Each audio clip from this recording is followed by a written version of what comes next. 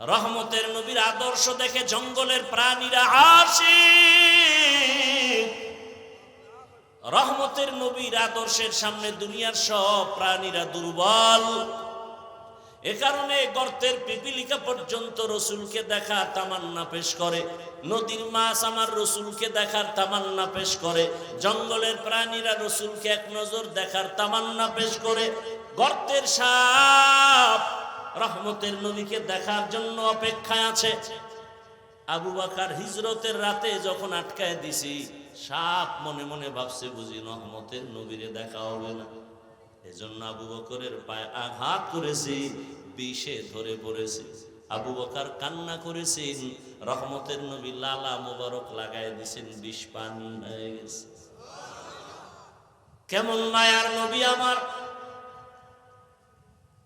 যে রহমতের নবী এমন একটা পরিবেশে আসছেন যেই সমাজের মানুষগুলো চরিত্রহীন লম্পট। নারী আর পুরুষ একত্রিত হইয়া উলঙ্গ অবস্থায় বাইতুল্লাহ তাওয়াফ করে, সব উলঙ্গ, নারী পুরুষ একসাথে। কয় কি ও কাপড় পরে যাও না কেন? কয় কাপড় চুপুর আমগো তো বেশি ভালো না, এই জন্য আমরা কাপড় চুপুর ছাড়া বাইতুল্লাহ যাই। আমাকে সমাজের কিছু ভদ্র মানুষ পরিচয় দিয়ে বলবে, ভাই চলেন নামাজ। না হুজুর, কাপড় চুপুর ঠিক নেই। বলে না? বলে না? আর ঠিক থাকবে কেমনে? প্রস্রাব করে তো পানি ঠিক মতো নেয় না, তা ঠিক থাকবে কেমনে? গর্বা সুরত আদমি ইনসাবুদে আহমদবু জাহলো হামেক সাবুদে আদমিরা আদমিয়ত লাজমাস্ত উদেরা গর্বুনা বাসদ হি জামাস। এমন এক সমাজের মানুষের মাঝে রহমতের নবী আসলেন, যেই সমাজের মানুষ কন্যা হলেই গলা টিপে মেরে ফেলে আপন বাবা। কতটা খারাপ! নিজের বাবা তার আপন কন্যাকে গলা টিপে হত্যা করে। বিবাহের কোনো সামাজিকতা নাই, মনে চায় যেখানে সেখানে কুকুর কুকুরনির মতো যৌবনের আদান প্রদান করে। রসুলের আদর্শ, রহমতের নবী রবিউল আউয়ালে আসলেন। এই রবিউল আউয়ালে শুধু আসলেন বলে কথা শেষ না, রবিউল আউয়াল আমাদেরকে 4টা জিনিস হাদিয়ে দিছে। কয়টা? আলোচনা নাই এগুলো, খালি মিলাদুন নবীলে চিল্লা চিল্লি করে এখন আবার সবাই তন্দ্রাচ্ছন্ন হয়ে গেছে। ভাইরা আমার, রবিউল আউয়ালে হাদিয়া পেয়েছি আমরা কয়টা? 1 নাম্বার হাদিয়ার নাম বেলাদাত, দ্বিতীয় হাদিয়ার নাম রিসালাত রবিউল আউয়ালে। 3 নাম্বার রবিউল আউয়ালে পেয়েছি হিজরত। 4 নাম্বার রবিউল আউয়ালে আমরা পেয়েছি ওয়াফাত। বেলাদাতুন নবী, রিসালাতুন নবী, হিজরাতুন নবী, ওয়াফাতুন নবী, এই 4টা পেয়েছি কবে আমরা? বলেন তো, একটার আলোচনা হয় কেন? বেলাদাতুন নবীর দ্বারা আমাদের কি পেয়েছি?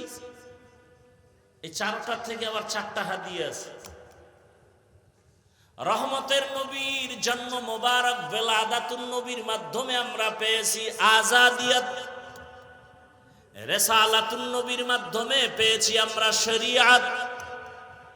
হিজরাতুন নবীর মাধ্যমে আমরা হাদিয়া পেয়েছি ডাইরেক্ট আল্লাহর নুসরত।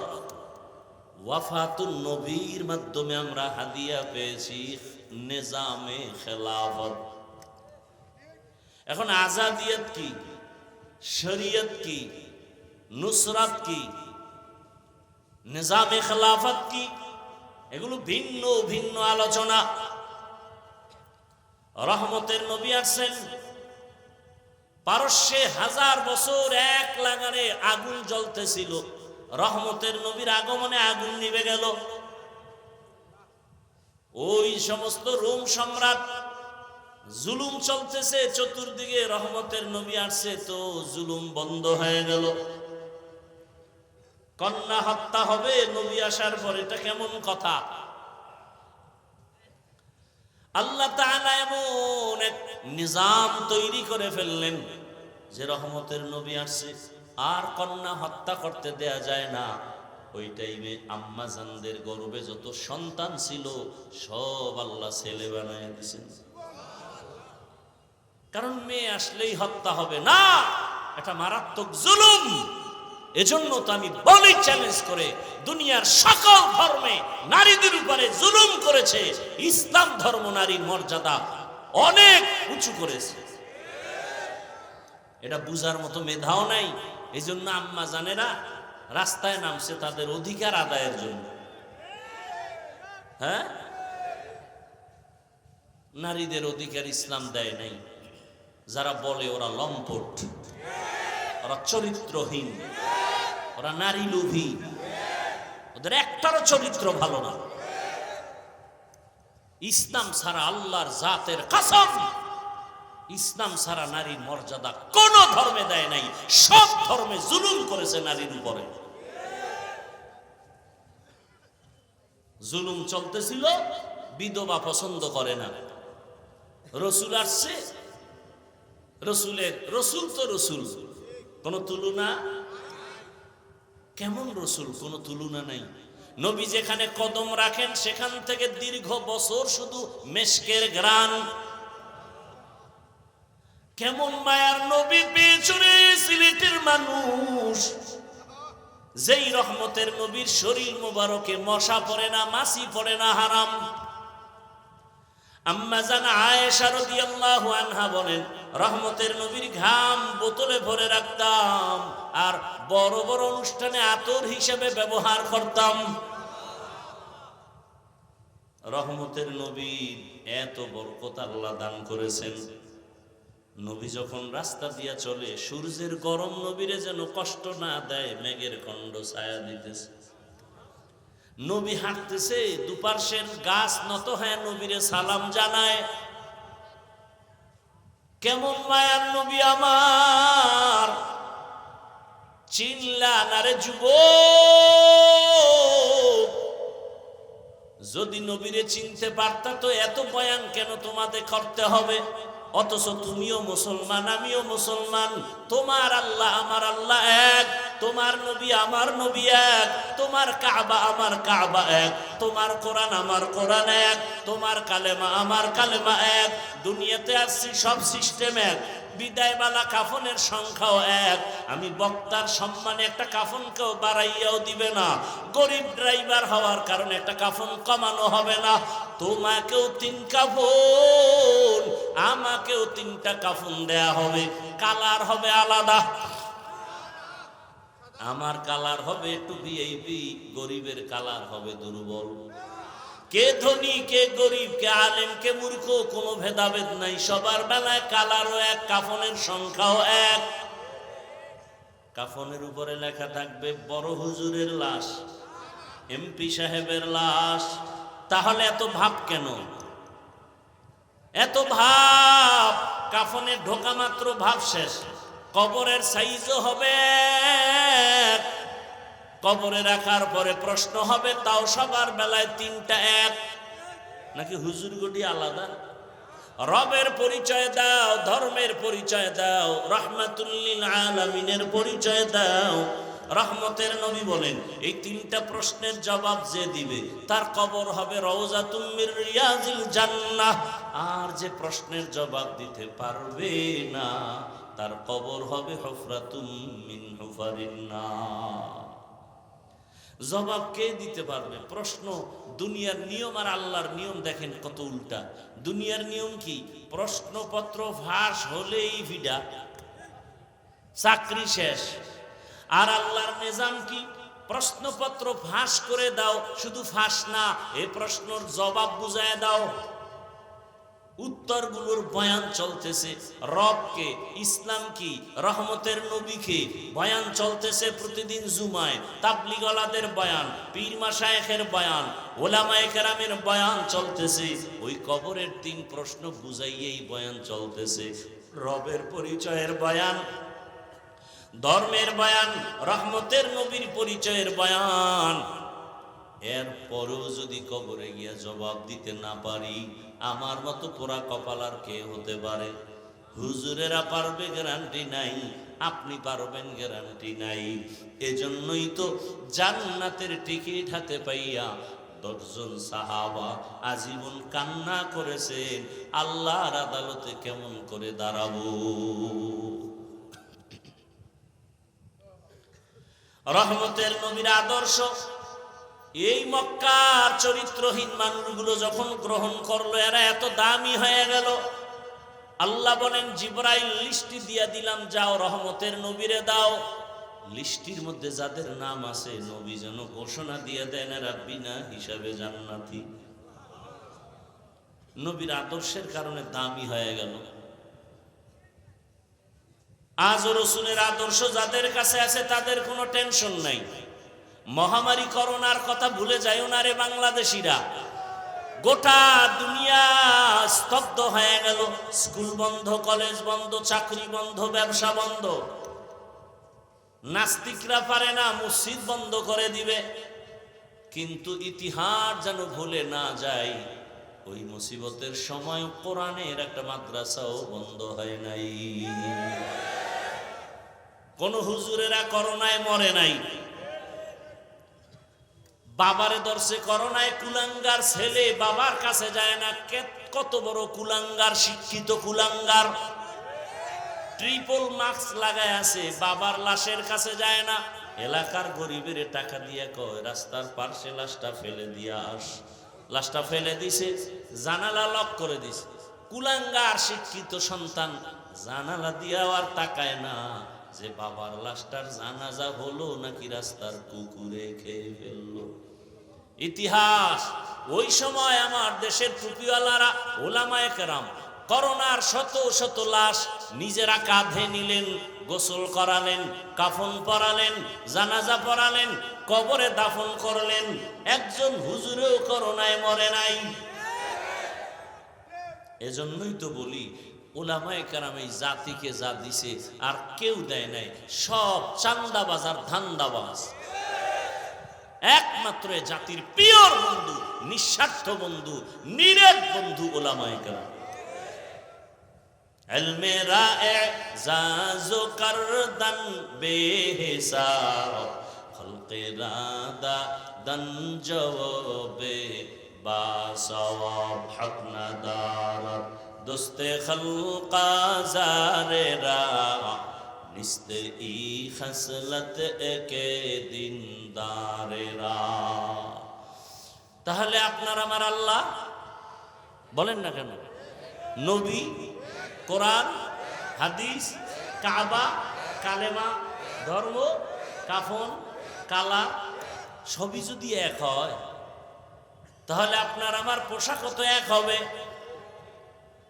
আমিও মুসলমান, আমি টুপি পরলাম, আমার টুপি মাথায় না দিলে ভাল লাগে না। আপনি মুসলমান হইয়া কেন টুপি পরেন না? আপনাকে আলাদা বয়ান দিতে হবে কেন? বরং বয়ান তো চলছে, কিন্তু আপনার ঈমানের হালাত কেমন? আমি টুপি খুলতে চাই না আর আপনি টুপি দিতে চান না। আমি দাড়ি কাটতে চাই না, আপনি কেমন মুসলমান যে দাড়ি রাখতে চান না। আমি মুসলমান, মসজিদে না ঢুকলে লজ্জা, আপনি কেমন মুসলমান যে মসজিদে ঢুকতে গেলে লজ্জা। আমি মুসলমান, পর্দা না করলে লজ্জা, আর আপনি কেমন মুসলমান যে পর্দা করতে গেলে লজ্জা। আমনের বাদ দিয়ে যদি হিন্দু বয়ান করতাম না 6 মাস, বাংলাদেশের সব হিন্দু ইনশাআল্লাহ মদিনার আশিক হয়ে যেত। আপনারা যে আমলের লাইনে দুর্বল কেন জানেন? একটাই কারণ, হুজুরদের থেকে বেশি বুঝেন আর মনে মনে লালন করেন হুজুরেরা কি বুঝে। এই গজবের কারণে আপনার মাথায় আমল আসে না, আপনার বডির মধ্যে রসুলের সুন্নত আসে না। কারণ একটা মানুষকে যখন মাথার মুকুট মনে করবে তখন তার কথা মানতে না বাধ্য হবে। এই জন্য দেখেন না, বেতন দেয় মসজিদে মাসে 5 টাকা, ইমাম সাহেব নামাজে না থাকলে দেয় ধমক। ইমামের ধমক দেওয়ার মতো এরা তো বড় দুঃসাহস, বেয়াদবি কোন বেয়াদব ছাড়া আর কারো হতে পারে? আল্লাহ হেদায়াত দান করুন। এরে আল্লাহর বান্দা, হে যুবক, সারা বাংলাদেশে এইভাবেই বয়ান করি, কিন্তু একবারও বলি না তাবলিগে যাও, পীরের কাছে যাও, মাদ্রাসায় যাও, কলেজ ভার্সিটি ছেড়ে দাও। একবারও বলি না, আজও বলি নাই। বরং তোমার পক্ষে সাহস দিয়া গেলাম, ও আমার কলিজার যুবক বাবা, স্কুল ছাড়িও না, কলেজ ছাড়িও না। চাকরিজীবী বাবারা, ব্যবসায়ী যারা করেন, ব্যবসা করেন, চাকরি করেন, করতে থাকেন, ওখানে থেকে জান্নাতের রাস্তা বের করেন। ডাক্তার হবেন, ইঞ্জিনিয়ার হবেন, প্রফেসর হবেন, আপনাকে আমি কলিজা ভরে দোয়া করি ভালো ডাক্তার হন। তবে একটা মাত্র দাবি, বেয়াদব হবেন না। বলতে পারো হাফিজ ভাই বেয়াদব হব না, কথার ব্যাখ্যা কি? 3 জায়গায় বেয়াদবি করবা না, করলেই মরার আগেই তুমি পঙ্গু, তোমার জীবন শেষ। 1 নাম্বার জায়গা মা বাবা, বেয়াদবি করলেই জীবন ধ্বংস, কোনো সন্দেহ নাই। মরার আগে, পরে না, খোদার কসম মরার আগেই ধ্বংস। 2 নাম্বার জায়গা হলো তোমার শিক্ষক, শিক্ষকের সাথে বেয়াদবি করলে কপাল পুড়ে যাবে। 3 নাম্বার জায়গা হলো উলামায়ে কেরাম, মুরব্বী, এদের সাথেও বেয়াদবি করা যাবে না। যারা করেছে ওরা ধ্বংস হয়েই গেছে, হয়েই গেছে। আলেমদের সাথে বেয়াদবি, মা বাবার সাথে বেয়াদবি, শিক্ষকের সাথে বেয়াদবি, মরণের আগেই জীবন ধ্বংস। অতএব তুমি আদর্শমান, সর্বোচ্চ সম্মানের ডাক্তার হইয়াও সর্বোচ্চ সম্মান যদি পেতে চাও, ইঞ্জিনিয়ার হইয়াও যদি সর্বোচ্চ সম্মান পেতে চাও, এই 3 জায়গার দোয়া নিয়ে আগাও। কয় জায়গা? মা বাবা, শিক্ষক, ওলামায়ে কেরাম, মুরব্বী, এদের দোয়া নাও। তাহলে ডাক্তার হলেও তুমি বাংলাদেশের মধ্যে সুনাম অর্জন করা ডাক্তার হওয়া। আর যদি বেয়াদবি করো আর ডাক্তার হও, তাসলিমার মতো জুতার বাড়ি খাইয়া দেশ ছাড়তে হবে।